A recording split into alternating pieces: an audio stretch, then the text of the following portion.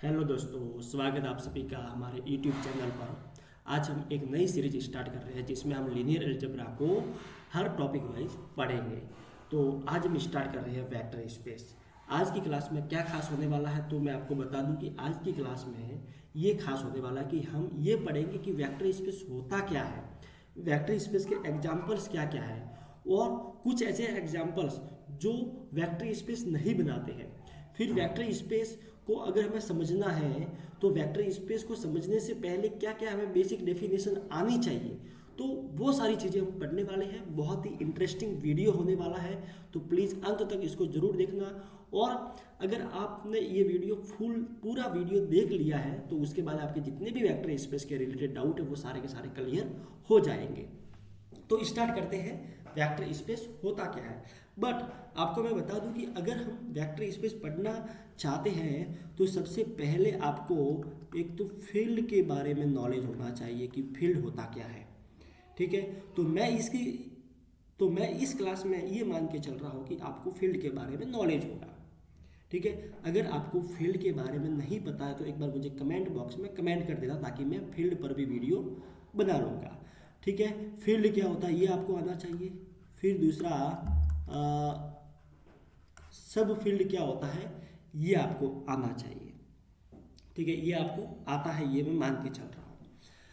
इसके अलावा आपको यहाँ पे एक कॉन्सेप्ट के बारे में पता होना चाहिए। जैसे यहाँ पे जब भी हम वेक्टर स्पेस पढ़ते हैं तो आपको क्या पता होना चाहिए। सबसे पहले देखो, वेक्टर स्पेस जानने से पहले आपको ये समझना जरूरी है कि इंटरनल कंपोजिशन क्या होता है। एक यही पे एक वर्ड आएगा क्या, एक्सटर्नल कंपोजिशन। एक्सटर्नल कंपोजिशन, ये दो चीज़ें क्या होती हैं।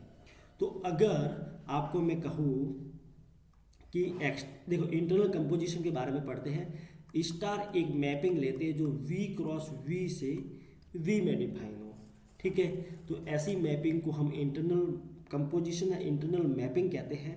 कब कहेंगे, जब A स्टार B जो है वो V से आए, for all A B is belongs to V होता है।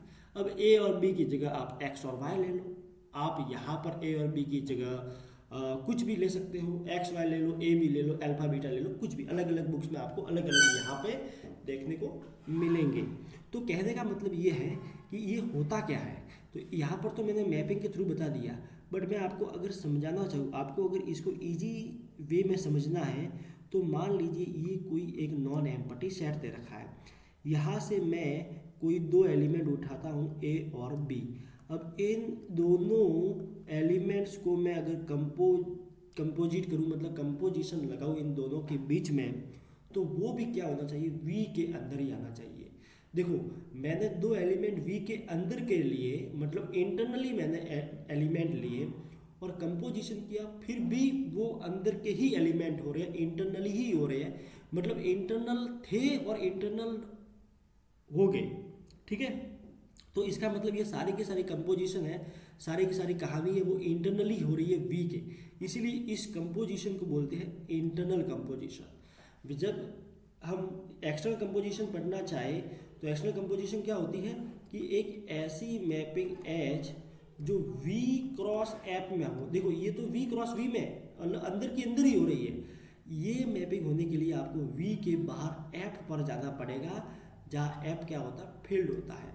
अब ये V क्रॉस ऐप से V में डिफाइन होती है। अब ये होता है कि अगर मैं एक एलिमेंट U या A लेता हूँ, ठीक है, मैं U या A लेता हूँ तो यहाँ U ले लेता हूँ और एक यहाँ से एलिमेंट अल्फा लेता हूँ। इन दोनों को मैं यहाँ पे इन दोनों का कंपोजिशन लेता हूँ, तो भैया वो V से आना चाहिए। इसको भी हम डायग्राम से अगर समझे तो ये अगर नॉन एम्प्टी सेट V हम लेते हैं, ठीक है, यहाँ से एक एलिमेंट U उठाया, एक हमने इसके बाहर का एलिमेंट अल्फा उठाया, तो अल्फा एच यू जो होगा वो इस V के अंदर ही रहेगा। अब इसको एक्सटर्नल कंपोजिशन इसलिए बोलते हैं क्योंकि यहाँ पर हमें इस मैपिंग को करने के लिए हमें बाहर के एलिमेंट की जरूरत होती है। हमें इस V से एक्सटर्नली सोचना पड़ता है, इसलिए एक्सटर्नल कंपोजिशन इसको कहते हैं। चलिए एग्जाम्पल्स भी हम इसके समझ लेते हैं। अगर मैं कहूँ कि आपको एक V दे रखा है नेचुरल नंबर का सेट, ठीक है, ये क्या है, नेचुरल नंबर का सेट दे रखा है। अगर कंपोजिशन आपको प्लस दे रखी है, तो अब मुझे बताओ कि आप कोई भी दो नेचुरल नंबर लो तो उन दोनों का सम क्या होता है, वो तो नेचुरल नंबर ही आता है। मतलब इन दोनों के, मतलब इसके अंदर के कोई भी दो एलिमेंट ले लो तो उनको ऐड करो तो वो भी उसके अंदर ही जाएगा, मतलब ये इंटरनली कंपोजिशन हो रही है। सेम अगर हम नेचुरल नंबर के साथ में माइनस लेके ही देखते हैं तो ये इंटरनली कंपोजिशन नहीं हो पाएगी माइनस वाली। क्यों नहीं हो पाएगी? इसका नहीं होने का रीज़न ये है कि मैं अगर कोई दो नेचुरल नंबर के एलिमेंट उठाता हूँ, मतलब दो नेचुरल नंबर उठाता हूँ, तो अगर मैं इन दोनों को माइनस करता हूँ तो -1 आता है, which is not belongs to natural number. मतलब इसके अंदर के एलिमेंट अंदर नहीं रह पाते हैं, वो बाहर चले जाते हैं, इसलिए एक्सटर्नल कंपोजिशन नहीं है। इसके अलावा आप अगर देखो कि जेड मल्टीप्लिकेशन या जेड प्लस या फिर जेड माइनस, तो ये सारे के सारे इंटरनल कंपोजिशन हो रहे हैं। क्योंकि अगर मैं दो इंटीजर को मल्टीप्लाई करवाऊँ तो इंटीजर रहते हैं, इंटीजर को ऐड करवाऊँ तो इंटीजर रहते हैं, इंटीजर को माइनस करूँ तो इंटीजर रहते हैं, ठीक है, ये इंटरनली कंपोजिशन होता है। अगर एक्सटर्नल कंपोजिशन की बात करते हैं तो यहाँ पर तो हमें नॉन एम्प्टी सेट और फील्ड दोनों चाहिए होते हैं। तो मैं अगर V को लेके चलता हूँ R और फील्ड को लेके चलता हूँ रेशनल नंबर, तो क्या यहाँ पे एक्सटर्नल कंपोजिशन होल्ड हो पाएगी क्या? और मैं यहाँ पे ले लूँ माइनस, ठीक है, क्या एक्सटर्नल कंपोजिशन, सॉरी मैं ले लूँ मल्टीप्लिकेशन ले लूँ ये कंपोजिशन, तो हम देखते हैं क्या एक्सटर्नल कंपोजिशन हो पाएगी क्या, एग्जिस्ट। तो अगर मैं यहाँ से कोई भी एक मैं U लेता हूँ, यहाँ से कोई भी मैं अल्फा लेता हूँ, तो अगर मैं रियल नंबर, देखो ये तो रियल नंबर है, ये रेशनल नंबर है, रियल नंबर और रेशनल नंबर को मल्टीप्लाई करवाऊंगा तो भैया वो तो क्या होगा, रियल नंबर ही आएगा। और रियल नंबर आएगा तो ये क्या होता है, ये तो V ही होता है और यही होता है। ये हम जानते हैं कि U और अल्फा को कंपोजिशन करवाए इन दोनों का तो वो V से आना चाहिए, तो V से आ रहा है, मतलब ये तो यहाँ से हो रहा है, एक्सटर्नल कंपोजिशन होल्ड हो रहा है। इसका जस्ट उल्टा ले लें, उल्टा क्या कि हम वेक्टर स्पेस या नॉन एम्प्टी सेट को तो Q लेते हैं और फील्ड को R लेते हैं। अब मल्टीप्लिकेशन की बात करते हैं, तो अब देखो अगर मैं यहाँ से एक एलिमेंट 1 उठाता हूँ जो एक रेशनल नंबर है, मैं यहाँ से √2 उठाता हूँ जो एक रियल नंबर है, इन दोनों को मल्टीप्लाई करूँगा तो भैया √2 आएगा, which is not belongs to rational number, मतलब ये यहाँ पे एक्सटर्नल कंपोजिशन नहीं हो पाएगा।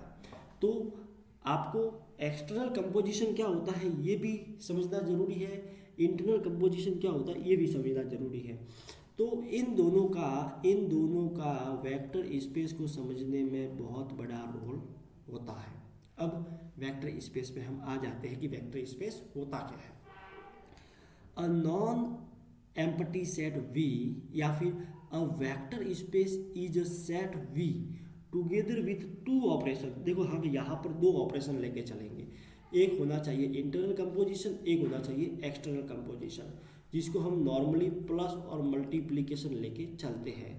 तो यहाँ पर ये बोला हुआ है कि एक कोई नॉन एम्प्टी सेट V लेते हैं और V को अगर हम यहाँ पर दो बाइनरी ऑपरेशन के साथ में एक हम स्ट्रक्चर बनाते हैं, तो वो लिखा हुआ है कि two operation vector addition and vector multiplication that satisfied specific rule the scalar comes from a field commonly R और C। मतलब कुल मिला के ये है कि जो ये स्ट्रक्चर तैयार किया है हमने दो बाइनरी ऑपरेशन या दो ऑपरेशन को लेके, अब ये जो स्ट्रक्चर होगा वो वेक्टर स्पेस कहलाएगा या नहीं कहलाएगा, ये डिपेंड करता है कुछ प्रॉपर्टीज़ पे।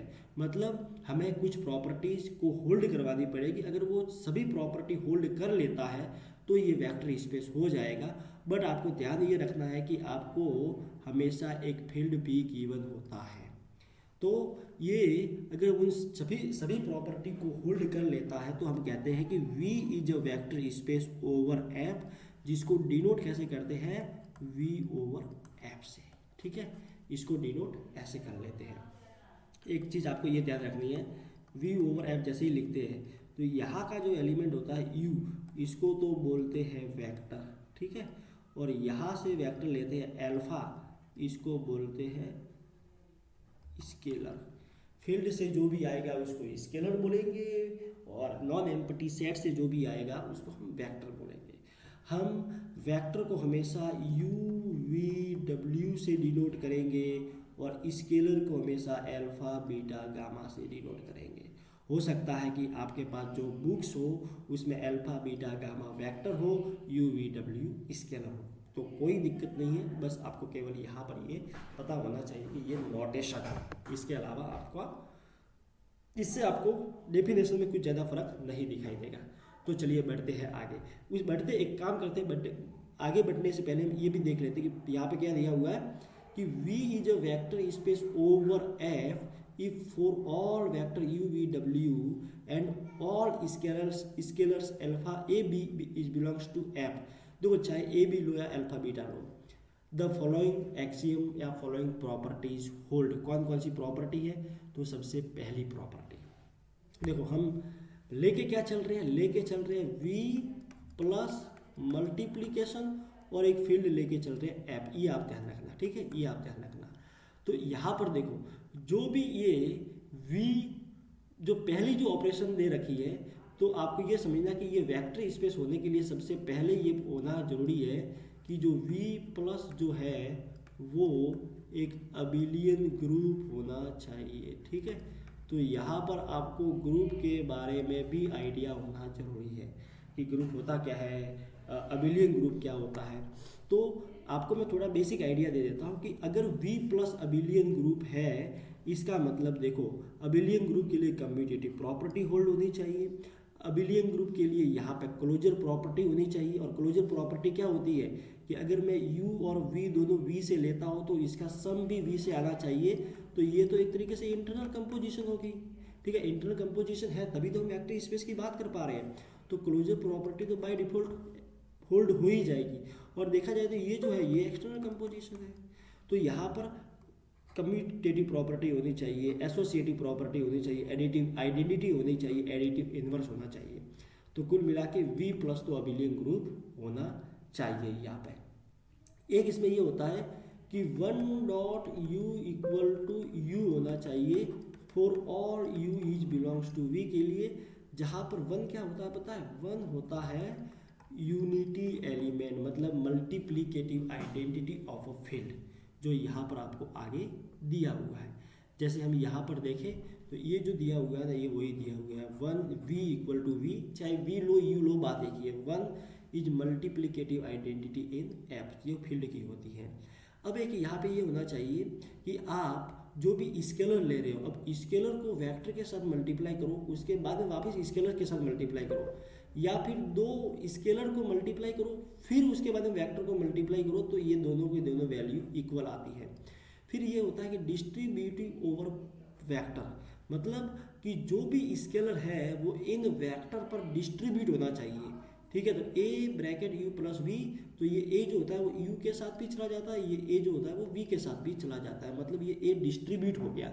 ऐसे ही डिस्ट्रीब्यूटिव ओवर स्केलर, मतलब स्केलर पर भी डिस्ट्रीब्यूट होना चाहिए। तो स्केलर पर डिस्ट्रीब्यूट क्या होगा, वेक्टर होगा, तो ये वेक्टर देखो स्केलर के साथ में डिस्ट्रीब्यूट होगा, ठीक है। तो ये यहाँ पे प्रॉपर्टी होल्ड होगी तो वेक्टर स्पेस होगा, अदरवाइज नहीं होगा।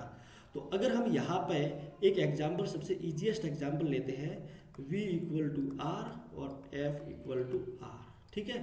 एक नॉन एम्प्टी सेट भी r लेते हैं, एक फील्ड भी r लेते हैं। तो अगर ये दोनों सेम आ रहे हैं, इसका मतलब इसमें इंटरनल कंपोजिशन जो होगी, इंटरनल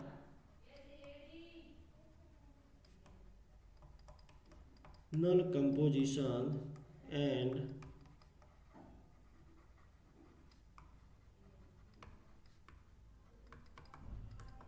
एक्सटर्नल कंपोजिशन, ये तो बाय डिफॉल्ट होल्ड हो ही जाएगी।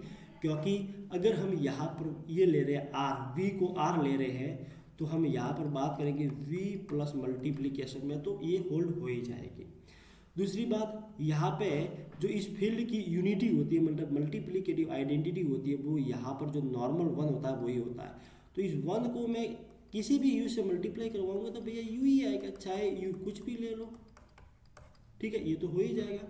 बाकी तो ये वाली प्रॉपर्टी है, ये वाली प्रॉपर्टी, ये वाली प्रॉपर्टी, ये वाली प्रॉपर्टी, ये तो बाय डिफॉल्ट हो ही जाएगी। और जो पहली प्रॉपर्टी हमने देखी थी कि आर प्लस जो होता है वो अबिलियन ग्रुप होगा, तो बिल्कुल यहाँ पे अबिलियन ग्रुप हो ही जाएगा।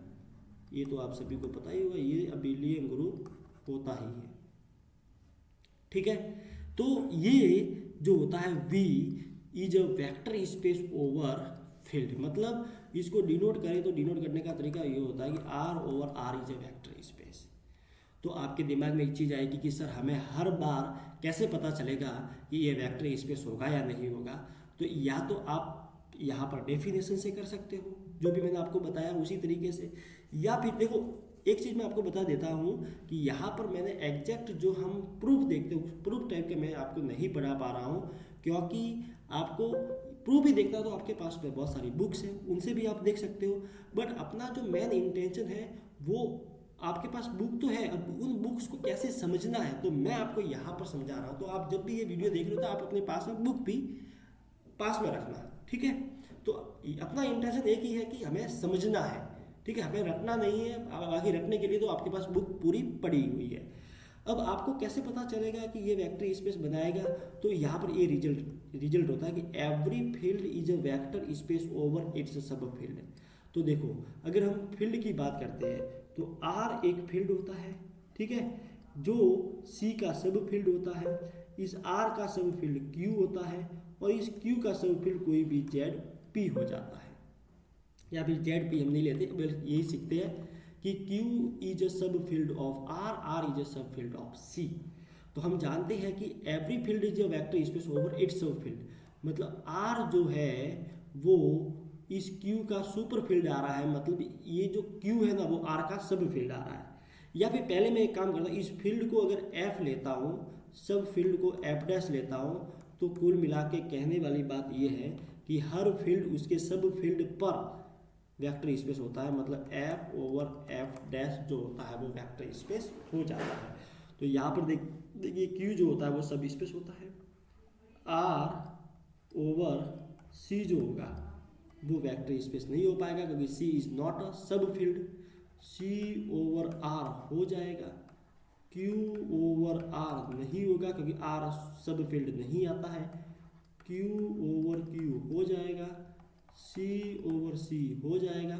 इस प्रकार से आपको यहाँ पे सारे के सारे ये वेक्टर स्पेस हो जाएंगे।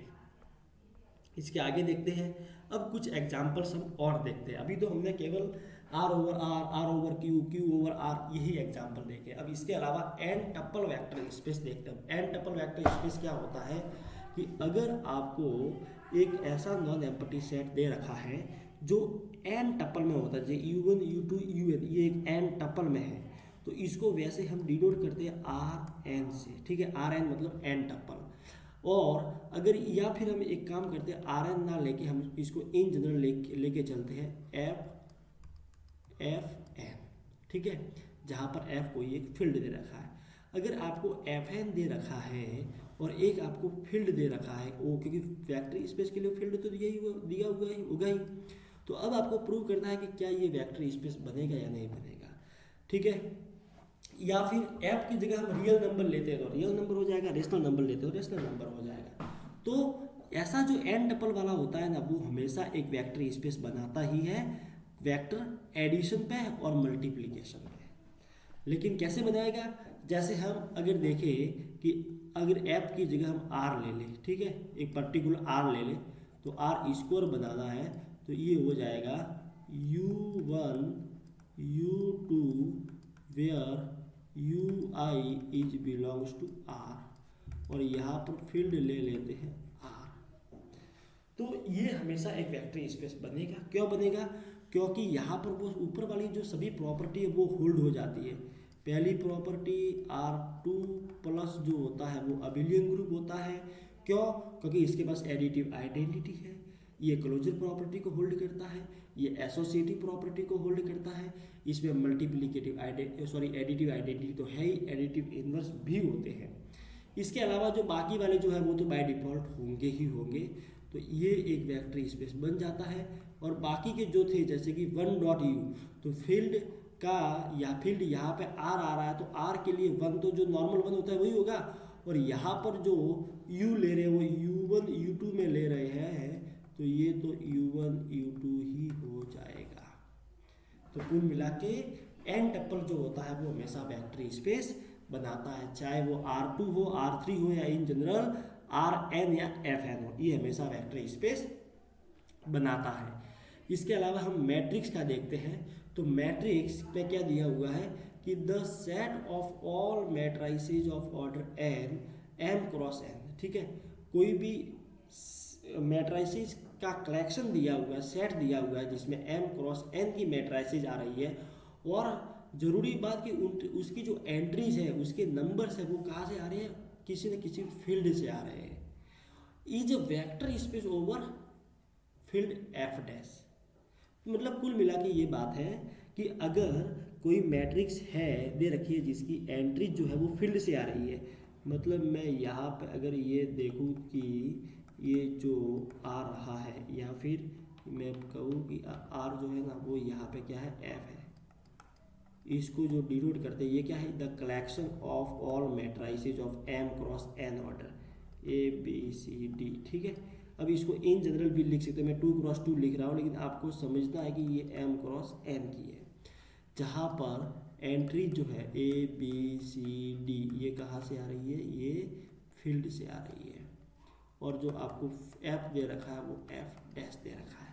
अगर ऐसी कोई कलेक्शन दे रखा है तो ये हमेशा वेक्टर स्पेस होगा, कब, जब f dash is a sub field of f। जैसे अगर ये एंट्री R से आ रही है और या फील्ड जो है वो Q है, तो Q इज सब फील्ड ऑफ R, देन ये वेक्टर स्पेस हो जाएगा। अगर इसमें एंट्रीज आ रही है रेशनल नंबर से और फील्ड है रियल नंबर का, so we know that R is a sub field of Q, not sorry ये जो है R is a super field of Q but not sub field, so ये नहीं बना पाएगा, ये नहीं बन सकता वेक्टर स्पेस। तो वेक्टर स्पेस ये दिया हुआ है कि if F dash is a sub field of F, तो ये बनाएगा, अदरवाइज ये नहीं बनाएगा। पॉलिनोमियल वेक्टर स्पेस, तो पॉलिनोमियल में क्या होता है कि यहाँ पे जो कलेक्शन लेना पड़ेगा वो पॉलिनोमियल का लेना पड़ेगा।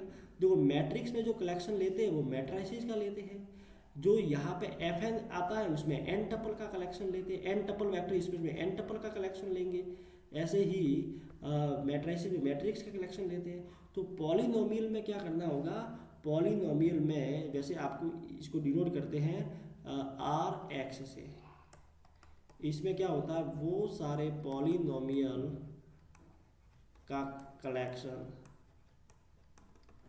जहाँ पर जो कोफिशिएंट है वो आर से आए, ठीक है, और यहाँ पर जो फील्ड है वो भी आर होगा, तो ये वेक्टर स्पेस बना रहेगा।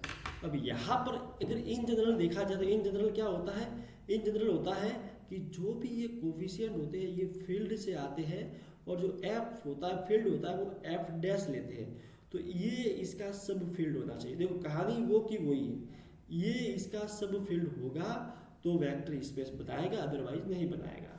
अगर हम इसकी जगह आर लेते हैं और इसकी जगह अगर क्यू भी लेते हैं तो भी ये वेक्टर स्पेस बना देगा, क्योंकि ये जो होता है वो इसका सब फील्ड होता है। बट अगर हम ये जो एंट्रीज है वो तो आर से लेते हैं, बट एफ अगर हम सी से ले ले तो भैया ये सुपर फील्ड होता है, सब फील्ड नहीं होता है, मतलब ये वेक्टर स्पेस नहीं बनाएगा। तो यही मैंने ये पूरी की पूरी कहानी लिखी हुई है। जैसे देखो इसमें कोफिशिएंट आ रहा है सी से, फील्ड आ रहा है आर, तो ये तो इसका सब फील्ड है, ये तो इसका सब फील्ड है, हो जाएगा। सी ओवर सी तो खुद का सब फील्ड होता ही है, खुद का सब फील्ड होता ही है। फिर क्यू इज ए सब फील्ड ऑफ आर और जेड पी इज ए सब फील्ड ऑफ पी, बट इसी की जगह ये होता कि क्यू एक्स ओवर आर भैया नहीं बनाता। क्यों नहीं बनाता, क्योंकि यहाँ पर जो है वो आर है वो सुपर फील्ड आ रहा है, ना कि सब फील्ड। ये आपको यहाँ पे समझना होगा। अब एक और यहाँ पर एग्जाम्पल देखते हैं जो वेक्टर स्पेस नहीं बनाता है। तो अगर देखो मैंने ऊपर आपको जो बताया है वो तो आपको पॉलिनोमियल बताया है। वो पॉलिनोमियल का कलेक्शन है जिसकी डिग्री इनफाइनाइट होती है। देखो यहाँ पर मैंने डॉट डॉट डॉट डॉट किया हुआ है, मतलब पॉलिनोमियल की डिग्री डिफाइन ही नहीं है, इनफाइनाइट पॉलिनोमियल आ रहा है। बट आपको यदि ये कहा जाए कि पॉलिनोमियल की डिग्री अब एग्जैक्ट करी जाए कि उसकी डिग्री एग्जैक्ट एन ही हो, और एन होने के लिए A N not equal to 0 होगा। अगर यहाँ पर वो पॉलिनोमियल के कलेक्शन ले ले जिसकी डिग्री एग्जैक्ट एन हो, तो वो कभी भी वेक्टर स्पेस नहीं बनाता, क्योंकि वो क्लोजर प्रॉपर्टी को होल्ड नहीं करता। देखो अगर मैं ये कहूँ कि 1 + 5x है, ठीक है, जिसकी डिग्री 1 है। अगर मैं ये कहूँ कि 1 - 5x जिसकी डिग्री 1 है, अब इन दोनों को ऐड करता हूँ तो यहाँ से ये कैंसिल हो जाएगा और 2 हो जाएगा। तो दो 1 डिग्री के पॉलिनोमियल को मैं अगर ऐड करता हूँ तो 1 डिग्री का पॉलिनोमियल नहीं आ पाता है। मतलब अगर मैं कोई वेक्टर स्पेस लेता हूँ जिसकी डिग्री जिसमें वो सारे पॉलिनोमियल आते हैं जिनकी डिग्री एग्जैक्ट 1 होती है, तो मैं दो यहाँ से उठाता हूँ तो इनको सम करता हूँ तो वो तो इसमें आता ही नहीं है। इसका मतलब भैया क्लोजर प्रॉपर्टी को होल्ड नहीं कर पाएगा ये वाला एग्जैक्टली वाला, इसीलिए ये वेक्टर स्पेस नहीं बन पाता है। अगर मैं आपको कहूँ कि अब एग्जैक्ट वाला ना लेके हम एटमोस्ट एन वाला ले लें, जैसे कि आपको यदि ये कहा जाए कि आर एक्स जो है वो कैसा है, a0 + a1x, और ये a(n)(x)(n) आ जाए, जहाँ पर ए आई आर से बिलोंग कर जाए। अब ये जो पॉलिनोमियल हुआ ना, ये वो पॉलिनोमियल का कलेक्शन है जो एटमोस्ट n डिग्री का है। अब ए एन की जगह कुछ भी हो सकता है, 0 भी हो सकता है। अगर 0 हुआ तो इसकी डिग्री n से स्ट्रिक्टली छोटी हो जाएगी, ठीक है। ये ए एन नॉन जीरो ही नहीं है, ए एन 0 भी हो सकता है। फिर ऐसे ही सब के सब 0 हो सकते हैं, मतलब 0 भी आ सकता है। तो इसका मतलब इसमें 0 भी आएगा। फिर अगर मान लो ये अगर ये सारे के सारे 0 है, देखो इसमें कैसे सारे के सारे अगर 0 हुए तब तो 0 भी आएगा। ये सारे 0 हुए और ये मान लीजिए 1 हुआ तो 1 भी आएगा, ये -1 हुआ तो -1 भी आएगा, ठीक है। ये 0 हुआ, बाकी के 0 हुए, और ये अगर मान लो a1 की वैल्यू 1 ले ली तो ये x ही हुआ, a1 की वैल्यू -1 ले ली तो ये -x भी हुआ। फिर ये आगे के सारे 0 हुए और ये नॉन जीरो हुए, a0 और a1 अगर 1 हुए तो ये 1 + x हो जाएगा, फिर 1 - x हो जाएगा, 1 - x हो जाएगा, -1 + x हो जाएगा, 1 + 2x। इस प्रकार से बहुत सारे इसके पास पॉलिनोमियल होंगे। तो देखो इसमें 0 भी आ रहा है, इसमें एडिटिव इन्वर्स भी आ रहा है, x है तो -x है, 1 है तो -1 है, 2 है तो -2 भी आएगा।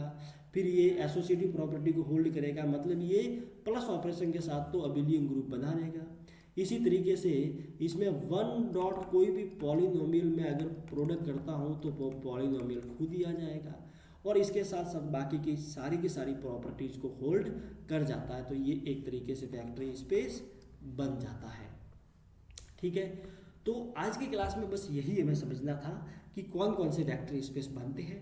पहली क्लास थी इसलिए मैंने इसको ज़्यादा लंबी क्लास नहीं रखी है, केवल इसमें मैंने एग्जाम्पल्स ही बताए हैं। आपको मैंने ये समझा दिया कि वेक्टर स्पेस समझने के पहले आपको internal composition, external composition, field, सब फील्ड का नॉलेज होना जरूरी है, और इसके एग्जाम्पल्स बता दिए। तो उम्मीद करता हूँ कि आज की क्लास आपके लिए हेल्पफुल रही होगी। आपको अगर क्लास अच्छे से समझ में आई है तो एक बार कमेंट और लाइक कर दीजिए, ताकि मुझे मोटिवेशन मिलेगा और मेहनत करने का। बहुत बहुत धन्यवाद, मिलते हैं नेक्स्ट क्लास में।